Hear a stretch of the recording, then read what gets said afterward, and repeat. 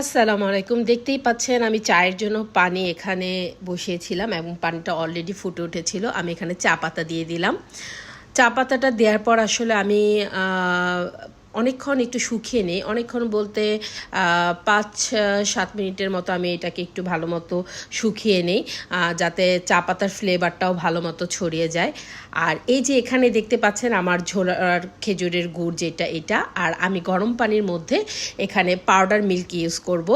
আমি আসলে diploma powder মিল্কটা use করি। তো এখানে আমি 8 থেকে 10 চামচের মতো ইউজ করেছিলাম, কারণ গুড়ের চা সাধারণত মানে পাউডার মিল্কের পরিমাণটা একটু কম হলে চাটা কালো হয়ে যায়।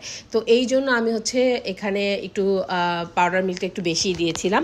তো যাই হোক, আমি ভালো মতো মিল্কটা মিক্সড করে দেন আবার একটু আমি চা পাতার দিকে গেলাম যে দেখি আমার চায়ের কি অবস্থা। তো দেখলাম যে না, আমার চাটা ভালো মতো শুকিয়ে গেছে।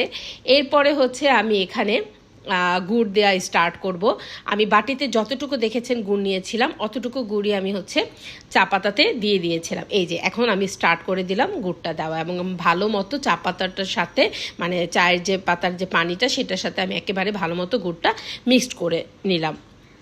তো এই তো তো কিছুক্ষণ রেখে তারপরে আমি যেহেতু আমাকে মানে গুড়ের সাথে চা পাতার যে পানিটা একদম ভালো মতো মেশাতে হবে, একটু ওয়েট করেই আমি মিল্কটা দিয়ে দিব।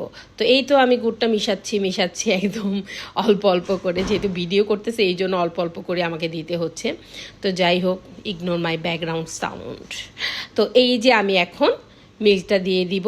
এই যে দেখেন, জাস্ট ওয়াও একটা কালার। এইটা যখন খাবেন না, উফ কি যে ইয়ামি হবে। আর অবশ্যই গুড়টা পরিমাণ মতো দিবেন, বেশি দিয়ে দিলে বেশি মিষ্টি হয়ে যাবে। আর চিনি তো অবশ্যই আপনারা ইউজ করবেন না।